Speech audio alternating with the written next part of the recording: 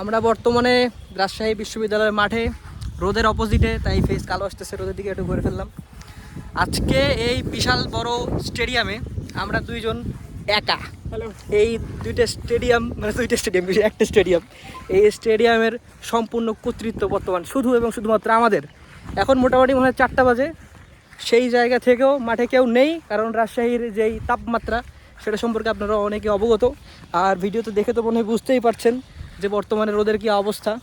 আমি রাজশাহী বিশ্ববিদ্যালয়ের বিভিন্ন হল, ডাইনিং, ক্যান্টিন, মাঠ, স্টেডিয়াম আরও যা যাবতীয় আছে এগুলো নিয়ে ভিডিও বানাই।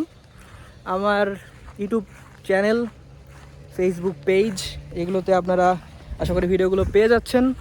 আপাতত ব্লগ আকারে দিচ্ছি, ডকুমেন্টারি আকারে বানানোর ইচ্ছা আছে। সেই জায়গা থেকে আজকে আমরা এসেছি রাজশাহী বিশ্ববিদ্যালয়ের স্টেডিয়ামে।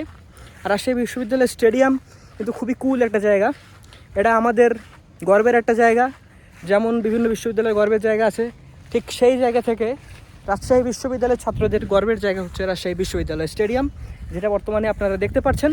যারা সেকেন্ড টাইমাররা আছে, ফার্স্ট টাইমাররা আছে, সেকেন্ড টাইমারদের জন্য রাজশাহী ইউনিভার্সিটি ড্রিম, ফার্স্ট টাইমারদের জন্য ড্রিম হয় না সচরাচর। সেই জায়গা থেকে তোমাদের কাছে একটা সুন্দর বার্তা পৌঁছে যাবে আমার ভিডিওর মাধ্যমে।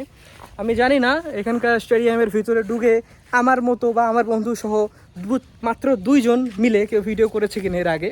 এই যে আমরা বর্তমান চলে এসেছি গ্যালারিতে, দেখতে পাচ্ছ এই গ্যালারিটা কত সুন্দর।